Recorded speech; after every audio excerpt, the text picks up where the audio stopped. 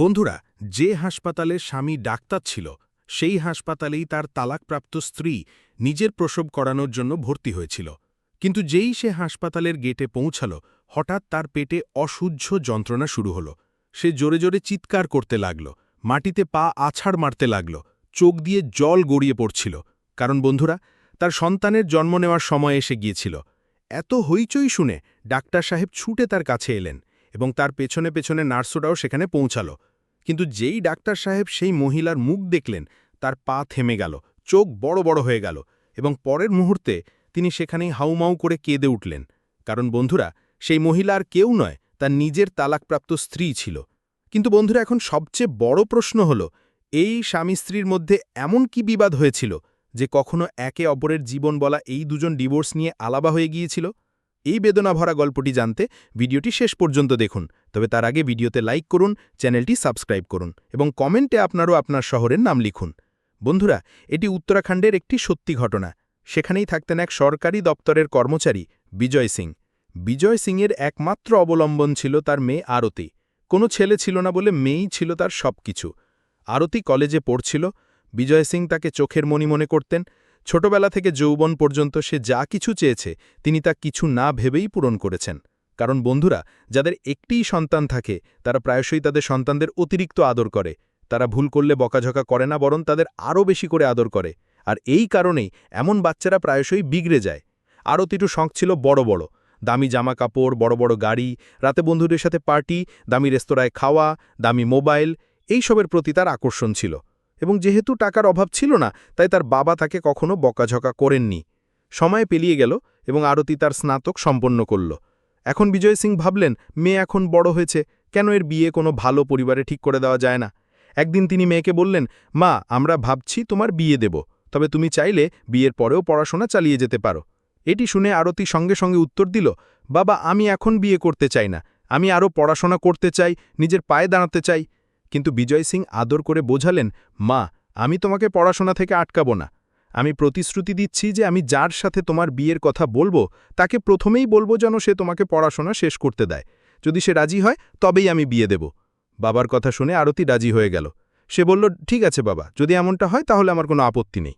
এখন অজয় শর্মা তার পুরানো পরিচিতদের সাথে কথা বললেন। তার বন্ধু রামেশ্বরের ছেলে সৌরভের সাথে সম্পর্ক ঠিক হল। রামেশ্বর একজন কৃষক ছিলেন। তার জীবন খুব সাধারণ ছিল, কোনো ধরনের দেখনদারি ছিল না। কিন্তু তার ছেলে সৌরভ পড়াশোনার খুব ভালো ছিল। ছোটবেলা থেকেই তার স্বপ্ন ছিল ডাক্তার হওয়ার এবং মানুষের সেবা করার।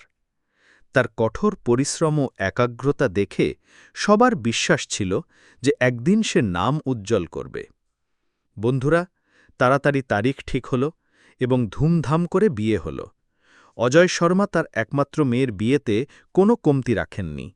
মেয়ের প্রতিটি ইচ্ছা পূরণের চেষ্টা করেছিলেন। কিন্তু বন্ধুরা, আসল গল্প এখান থেকেই শুরু হয়। বিয়ের পর যখন প্রিয়া তার শ্বশুরবাড়ি পৌঁছাল, তখন পুরো গ্রামে হইচই পড়ে গেল। লোকেরা বলছিল, রামেশ্বরজির বাড়িতে শহর থেকে বউ এসেছে, অফিসারের মেয়ে, কত সুন্দর, কত নখরানি। উঠানে মহিলারা তাকে দেখার জন্য অধীর ছিল। বাচ্চারা দাঁড়িয়ে তার ওড়না ও গয়না দেখছিল।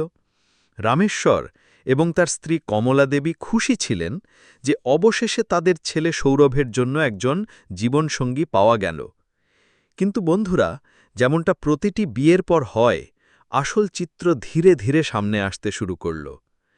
প্রিয়া তার বাপের বাড়ির আড়ম্বরপূর্ণ জীবনে অভ্যস্ত ছিল। তার সব সময় বড় গাড়িতে ঘোরার অভ্যাস ছিল। প্রতি সপ্তাহে বন্ধুদের সাথে হোটেলে যাওয়ার অভ্যাস ছিল। দামি পোশাক পরার অভ্যাস ছিল।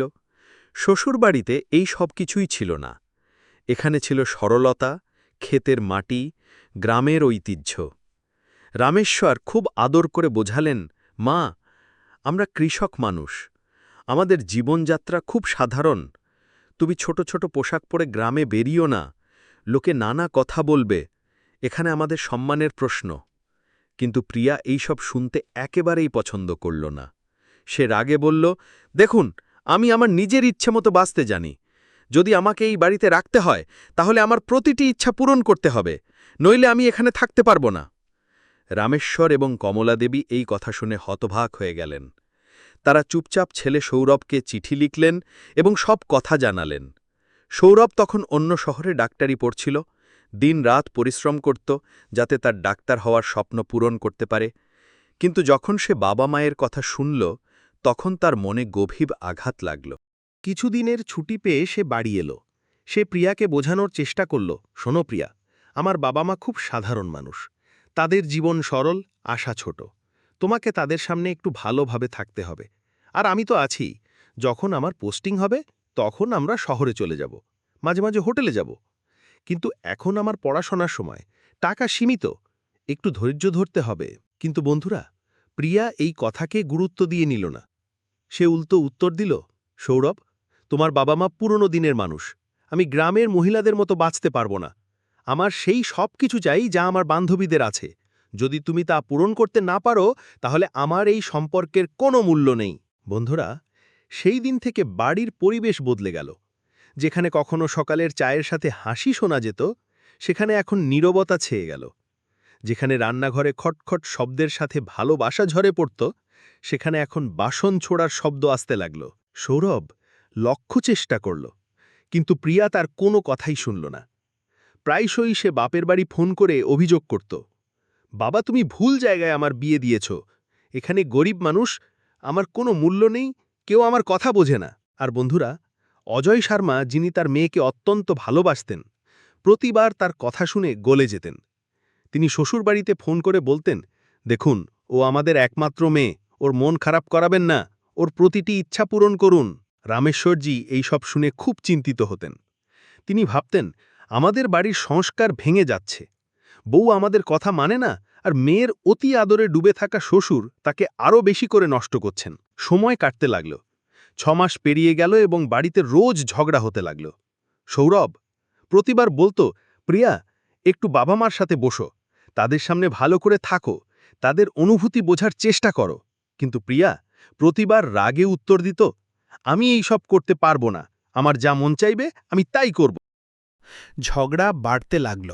সৌরভের পড়াশোনাও মাঝে মাঝে প্রভাবিত হচ্ছিল। সে দিনরাত কঠোর পরিশ্রম করত, কিন্তু বাড়ির চিন্তা তাকে খেয়ে যাচ্ছিল। এরই মধ্যে একদিন প্রিয়া জানতে পারল যে সে গর্ভবতী। সে সবার আগে তার বাবাকে ফোন করল এবং বলল, বাবা, আমি আর এক মুহূর্ত এই বাড়িতে থাকতে পারব না। তুমি ভুল জায়গায় আমার বিয়ে দিয়েছ। এই লোকেরা আমাকে সম্মান করে না, আমার ইচ্ছা পূরণ করে না। অজয় শর্মা তাকে বকাঝকা করলেন না, বরং নিজের বাড়িতে ডেকে নিলেন। তিনি বললেন, মা, কিছুদিন পর যখন সৌরভ এবং তার বাড়ির লোকেরা তোমাকে বুঝতে শুরু করবে, তখন সব ঠিক হয়ে যাবে। কিন্তু বন্ধুরা, প্রিয়া এই কথাটি বুঝতে পারল না। সে বাপের বাড়িতে থেকেও তার বন্ধুদের সাথে বাইরে ঘুরতে থাকল, গভীর রাত পর্যন্ত পার্টি করল, বড় বড় রেস্তোরাঁয় খেতে লাগল। ধীরে ধীরে সে এটাও ভুলে যেতে শুরু করল যে সে মা হতে চলেছে। সে তার শখ পূরণে এতটাই মগ্ন ছিল যে তার গর্ভের সন্তানের প্রতি খেয়াল রাখাটাও পেছনে পড়ে গেল। ওদিকে সৌরভ তার ডাক্তারি পড়াশোনায় মগ্ন থাকল। সে ভাবত, একদিন আমি ডাক্তার হব এবং সম্ভবত তখন প্রিয়া আমাকে বুঝতে পারবে। কিন্তু বন্ধুরা, ভাগ্যের অন্য কিছু লেখা ছিল। বন্ধুরা, সময় ধীরে ধীরে কাটতে লাগল। সৌরভ দিন-রাত তার বইপত্র এবং হাসপাতালের প্র্যাকটিসে ডুবে থাকল। তার পুরো মনোযোগ কেবল ডাক্তার হওয়ার উপর ছিল। কিন্তু ওদিকে প্রিয়ার মন তার বাপের বাড়ি এবং বন্ধুদের মাঝেই আটকে ছিল। সে এখন খোলাখুলিভাবে বলতে শুরু করেছিল যে সৌরভ তার যোগ্য নয়। সৌরভ তাকে সেই সব কিছু দিতে পারে না যা তার বান্ধবীদেরকে তাদের স্বামীরা দিয়েছে। বন্ধুরা, একজন মানুষ যখন ভুল সঙ্গতে পড়ে, তখন সে ভালো মন্দের পার্থক্য ভুলে যায়। প্রিয়ার সাথেও তাই হল। তার কিছু বন্ধু তাকে উস্কাতে শুরু করল, তোর স্বামী তো একেবারে পুরানো দিনের, তোকে বিঁধে রাখতে চায়, তুই যেমন তাকে তেমনই বাঁচতে দেওয়া উচিত, জীবন একবারই পাওয়া যায়, কেন একে নষ্ট করছিস? ধীরে ধীরে এই কথাগুলোর প্রভাব পড়ল এবং প্রিয়ার মনে ডিভোর্সের ভাবনা জায়গা করে নিল। এবং বন্ধুরা, একদিন সে সত্যি আদালতে গিয়ে ডিভোর্সের আবেদন করল। সৌরভ যখন কোর্টে পৌঁছাল, তখন তার চোখে জল ছিল। সে শেষবারের মতো বলল, প্রিয়া, আমি মানি যে আমাদের দুজনের মধ্যে মতভেদ আছে, কিন্তু তুমি মা হতে চলেছ। তুমি কি এই বাচ্চার কথা ভাবতে পারছ না? অন্তত ওকে বাবার নামটা তো দাও। কিন্তু প্রিয়া তার কোনো কথাই শুনল না। সে কঠোরভাবে বলল, সৌরভ, আমি আর তোমার সাথে থাকতে পারবো না। তোমার সাথে থাকা মানে আমার স্বাধীনতাকে বন্দী করা। আমি সিদ্ধান্ত নিয়েছি। বন্ধুরা, কিছুদিনের মধ্যেই কাগজে সই হয়ে গেল এবং দুজনের সম্পর্ক ভেঙে গেল। সৌরভ চুপচাপ সব কাগজে স্বাক্ষর করে দিল। তার চোখে জল ছিল, কিন্তু ঠোঁটে একটাই বাক্য ছিল, ঈশ্বর তোমাকে খুশি রাখুন। ডিভোর্সের পর সৌরভ নিজেকে পুরোপুরি পড়াশোনা ও সেবায় নিয়োজিত করল। সে মনে মনে কসম খেল যে এখন তার জীবন কেবল ডাক্তার হওয়া এবং রোগীদের বাঁচানোর জন্যই কাটবে। তার পরিশ্রম ফল দিল এবং অবশেষে সে ডিগ্রি পেল। তারপর হিমাচল প্রদেশেরই একটি বড় হাসপাতালে তার পোস্টিং হল।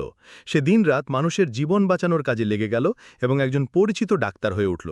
কিন্তু বন্ধুরা, অন্যদিকে প্রিয়ার অবস্থা একেবারে ভিন্ন ছিল। প্রথমে যখন সে বাপের বাড়ি ফিরে এলো তখন তার মনে হলো যে এখন জীবনটা মজাদার হয়ে যাবে। বন্ধুরা তার সাথে পার্টি করতে আসত, হোটেলে যেত, গাড়ি নিয়ে ঘুরত। সে ভাবত স্বামী এবং শ্বশুরবাড়ি ছাড়াও জীবন সহজ। কিন্তু ধীরে ধীরে সময় বদলালো।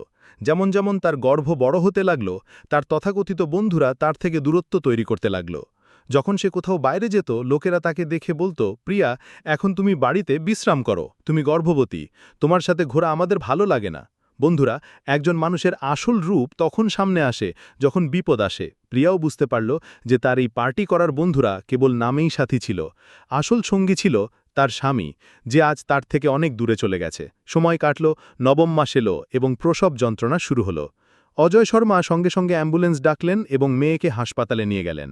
সাইরেন বাজাতে বাজাতে অ্যাম্বুলেন্স হাসপাতালে পৌঁছালো এবং স্ট্রেচারে শুয়ে থাকা প্রিয়া ব্যথায় কাতরাচ্ছিল। সে চিৎকার করছিল, বাঁচান, কেউ আমাকে সাহায্য করুন। আর বন্ধুরা, ভাগ্যের খেলা দেখুন, সেই হাসপাতালটি আর অন্য কোনো হাসপাতাল ছিল না। সেটি সেই হাসপাতালই ছিল যেখানে সৌরভ ডাক্তার ছিল। যেই সে চিৎকার শুনল, সে দৌড়ে বাইরে এলো এবং স্ট্রেচারে শুয়ে থাকা মহিলাকে দেখল, এবং যখন তার চোখ পড়ল তখন তার পা সেখানেই থেমে গেল। তার চোখ দিয়ে জল গড়িয়ে পড়ল, কারণ স্ট্রেচারে আর কেউ নয়, তার তালাকপ্রাপ্ত স্ত্রী প্রিয়া ছিল। সৌরভ সঙ্গে সঙ্গে নার্সদের আদেশ দিল, তাড়াতাড়ি করো, একে ডেলিভারি ওয়ার্ডে নিয়ে যাও, পুরো ব্যবস্থা করো। সে শুধু আমার রোগী নয়। তার কণ্ঠস্বর আটকে গেল, চোখ ভিজে গেল। বন্ধুরা, ডাক্তার হওয়া তার কর্তব্য ছিল, কিন্তু মানুষ হওয়া তার আবেগ। সে তার স্ত্রীকে বাঁচানোর সংকল্প নিল। বন্ধুরা, যেই প্রিয়াকে ডেলিভারি ওয়ার্ডে নিয়ে যাওয়া হলো, মহিলা ডাক্তার সঙ্গে সঙ্গে পরীক্ষা করলেন এবং ঘাবড়ে গিয়ে বললেন, ওর রক্ত খুব কম, যতক্ষণ রক্তের ব্যবস্থা হবে না ততক্ষণ ডেলিভারি হবে না। যদি সঙ্গে সঙ্গে রক্ত না পাওয়া যায় তাহলে মা এবং বাচ্চা দুজনেরই জীবন বিপদে পড়ে যাবে। এই কথা শুনে অজয় শর্মার বুক কেঁপে উঠল। তিনি সঙ্গে সঙ্গে ব্লাড ব্যাংকের দিকে দৌড়ালেন, কিন্তু ভাগ্য দেখুন বন্ধুরা, সেখানেও সেই গ্রুপের রক্ত ছিল না। তিনি হতাশ হয়ে ফিরে এলেন এবং ডাক্তারকে বললেন, ডাক্তার সাহেব, আর কিছু বাকি নেই, আমার মেয়ে চলে যাবে। তখনই সৌরভ এগিয়ে এসে বলল, ম্যাডাম, আমার রক্তের গ্রুপ ও পজিটিভ। যদি আপনি চান তাহলে আমার রক্ত নিন এবং আমার স্ত্রীকে দিন। মহিলা ডাক্তার সঙ্গে সঙ্গে সম্মতি জানালেন। সৌরভ এক মুহূর্তও নষ্ট না করে টেবিলের ওপর শুয়ে পড়ল। তার শিরা থেকে এক বোতল রক্ত বের করা হলো এবং প্রিয়াকে দেওয়া হলো। বন্ধুরা, কিছুক্ষণ পরেই ওয়ার্ড থেকে বাচ্চার কান্নার শব্দ শোনা গেল। হ্যাঁ বন্ধুরা, প্রিয়া একটি সুস্থ ছেলের জন্ম দিল। মা এবং বাচ্চা দুজনেই নিরাপদে ছিল। কিন্তু ওয়ার্ডের বাইরে দাঁড়িয়ে থাকা সৌরভ, যার চোখে স্বস্তির জল ছিল, সে চুপচাপ নিজের ক্যাবিনে চলে গেল। কারণ তার জন্য এটি শুধু একজন রোগীর জীবন বাঁচানো ছিল না, বরং তার ভাঙা সম্পর্কের শেষ সূত্রটি রক্ষা করা ছিল। কিছু ঘন্টা পর যখন প্রিয়ার জ্ঞান ফিরল, তখন সে তার পাশে ঘুমিয়ে থাকা ছোট্ট নিষ্পাপ শিশুটিকে দেখল। বাচ্চার নিষ্পাপ মুখ দেখে তার চোখ দিয়ে জল পড়তে লাগল। সে পাশে দাঁড়িয়ে থাকা মহিলা ডাক্তারের হাত ধরে বলল, ম্যাডাম, আপনি না থাকলে হয়তো আমি এবং আমার বাচ্চা এই দুনিয়ায় থাকতাম না। আপনি আমার জীবন বাঁচিয়েছেন, আমি আপনার কাছে খুব কৃতজ্ঞ। মহিলা ডাক্তার হেসে বললেন, মা, আমাকে ধন্যবাদ দিও না, তোমাকে সেই মানুষটিকে ধন্যবাদ জানানো উচিত যে তোমার রক্ত দিয়েছে। যদি সে না থাকত তাহলে আজ তোমার জীবন বাঁচানো অসম্ভব ছিল। প্রিয়া অবাক হয়ে জিজ্ঞেস করল, কে ছিল সে? মহিলা ডাক্তার ধীরে ধীরে বললেন, তোমার স্বামী ডাক্তার সৌরভ। বন্ধুরা, এই কথা শুনে প্রিয়ার চোখ বড় বড় হয়ে গেল। তার বুক ধড়াস করে উঠল। সে কাঁপানো গলায় বলল, কি, সে আমার তালাকপ্রাপ্ত স্বামী ছিল? মহিলা ডাক্তার মাথা নাড়লেন এবং সেই মুহূর্তে প্রিয়া হাউমাউ করে কাঁদতে শুরু করল। তার চোখের সামনে তার পুরো অতীত ভেসে উঠল। সৌরভের সংগ্রাম, তার কঠিন পরিশ্রম, তার সরলতা এবং তার সত্যিকারের ভালোবাসা। এবং এখন সেই মানুষটি যাকে সে গরিব এবং অযোগ্য বলেছিল, সেই তার এবং তার বাচ্চার জীবন বাঁচিয়ে গেল। যখন সৌরভ ওয়ার্ডে এলো তখন প্রিয়া কাঁদতে কাঁদতে তার পায়ে পড়ে গেল। সে বলতে লাগলো, সৌরভ, আমি তোমার সাথে খুব ভুল করেছি, তোমাকে গরিব এবং অযোগ্য বলেছি, তোমাকে সম্মান করিনি, কিন্তু আজ তুমি প্রমাণ করে দিয়েছ যে সত্যিকারের মানুষ সেই যে সব পরিস্থিতিতে পাশে থাকে। আমাকে ক্ষমা করে দাও, আমাকে আরও একবার তোমার বাড়িতে নিয়ে চলো। সৌরভ তার চোখ মুছে বলল, প্রিয়া, তোমাকে আমার কাছে ক্ষমা চাওয়ার দরকার নেই, তুমি যেমন সংস্কার পেয়েছিলে তেমনই চলেছিলে, এতে তোমার কোনো দোষ নেই, কিন্তু এখন তুমি এবং তোমার বাচ্চা নিরাপদে আছো, এটাই আমার কাছে সবচেয়ে বড় আনন্দ। এই কথা শুনে পাশে বসে থাকা অজয় শর্মাও কেঁদে উঠলেন। তিনি হাত জোড় করে বললেন, বাবা, আমাদের খুব বড় ভুল হয়েছে, আমরা আমাদের একমাত্র মেয়েকে নষ্ট করে দিয়েছি, কিন্তু আজ আমরা তোমার কাছে হাত জোড় করে মিনতি করছি, এই বাচ্চার খাতিরে ওকে মেনে নাও, নয়তো ওর জীবন নষ্ট হয়ে যাবে। বন্ধুরা, সৌরভ অনেকক্ষণ ভাবল, তার চোখের সামনে তার অতীতের সমস্ত দুঃখ ভেসে উঠছিল, কিন্তু তারপর সে তার মনকে জিজ্ঞেস করল, এই বাচ্চাকে কি বাবা ছাড়া বড় করা যেতে পারে? প্রিয়া কি দ্বিতীয় সুযোগ পেতে পারে না? আর তখনই সে ধীরে ধীরে বলল, ঠিক আছে আঙ্কেল, আমি প্রিয়া এবং এই বাচ্চাকে আমার সাথে নিয়ে যাব, এই আমার পরিবার এবং আমি এটাকে ভাঙতে দেব না। বন্ধুরা, হাসপাতাল থেকে ছুটি পাওয়ার পর প্রিয়া তার স্বামী সৌরভ এবং বাচ্চার সাথে শ্বশুরবাড়ি ফিরে এলো। রামেশ্বর এবং কমলাদেবী বউকে দেখে তাকে বুকে জড়িয়ে নিলেন, কারণ তারাও তাকে ঘৃণা করত না, কেবল তাকে শুধরাতে দেখতে চাইত। ধীরে ধীরে প্রিয়া নিজেকে বদলালো। সে বুঝতে পারল যে আসল সুখ দামি জামাকাপড় এবং গাড়িতে নেই, বরং পরিবারের ভালোবাসা এবং আপনজনের সহায়তায় আছে। সে এখন শাশুড়ি শ্বশুরের সেবা করে, সৌরভের পাশে থাকে এবং তার ছেলের লালন পালনে মগ্ন হয়ে গেল। বন্ধুরা, এই গল্পের উদ্দেশ্য কাউকে ছোট করা নয়, বরং এটা বোঝানো যে যদি নারীরা তাদের পরিবারের সাথে বোঝাপড়া এবং ভালোবাসা নিয়ে থাকে, তাহলে তাদের সংসার কখনোই নষ্ট হবে না। অতিরিক্ত চাহিদা, জেদ এবং অহংকার মানুষকে কোথাও রাখে না। বন্ধুরা, আপনাদের কি মনে হয়, সৌরভ কি ঠিক করল যে সে প্রিয়াকে ক্ষমা করে দিল এবং আবার তাকে গ্রহণ করল? যদি আপনি তার জায়গায় থাকতেন, তাহলে কি আপনিও আপনার ডিভোর্স স্ত্রীকে দ্বিতীয় সুযোগ দিতেন? আপনার মতামত আমাদের কমেন্ট বক্সে অবশ্যই জানাবেন। যদি ভিডিওটি পছন্দ হয় তাহলে এটিকে লাইক করুন এবং আমাদের চ্যানেল রেড টেক তান্ত্রিককে সাবস্ক্রাইব করতে একদম ভুলবেন না। দেখা হবে পরের ভিডিওতে।